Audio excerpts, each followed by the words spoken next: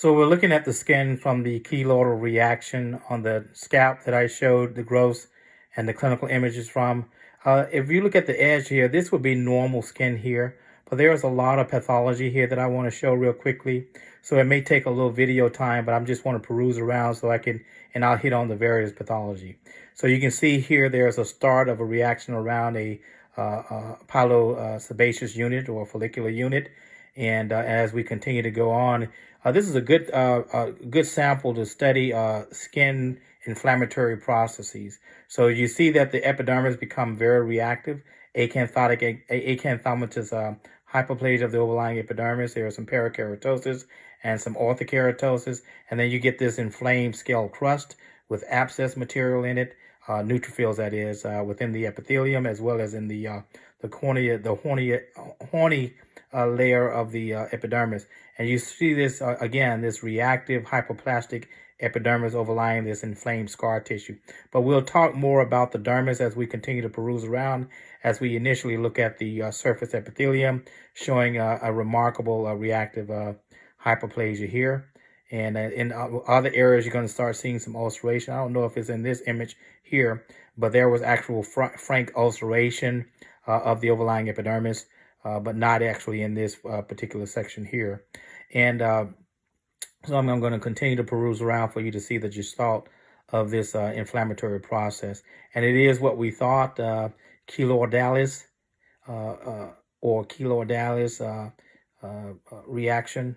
Basically an inflammatory reaction to hair follicle, entrapped hair follicles and hair fibers with an exuberant chronic inflammatory infiltrate. But we're going to go down closer to point out a little more of those features there. In fact, we're going to go down now.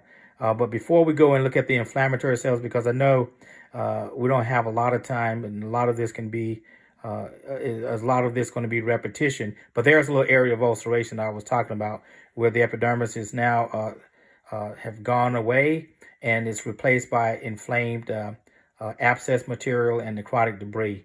So we're going to go down and look at the reaction around the hair follicle. But before I do that, I just want to show you, you see if I can go, I may need to go down so I can show you or convince to you that scar tissue, those little bundles of scar tissue, pink fibers, that's keloidal fibrotic scar tissue. And then we're going to go down and show you now the inflammatory cells that are surrounded. And in this particular case, most of the inflammatory cells, there's a mixed inflammatory cells, in fact, of acute and chronic inflammatory cells, neutrophils, there are lymphocytes, histiocytes.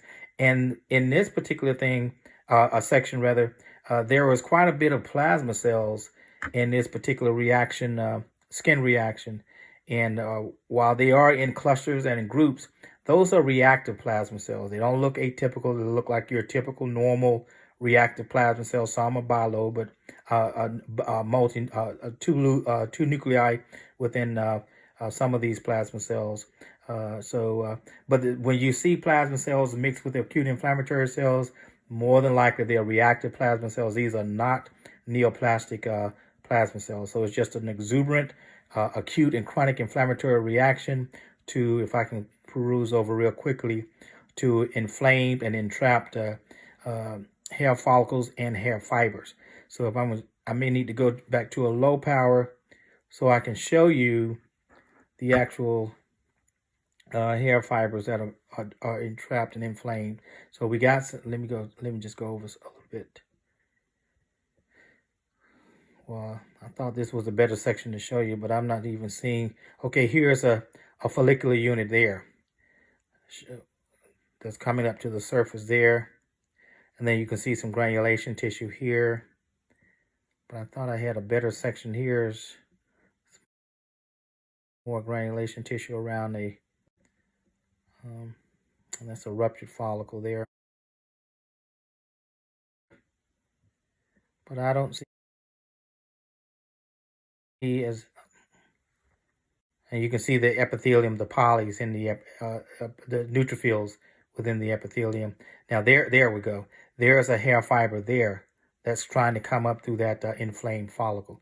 So all in all, this is a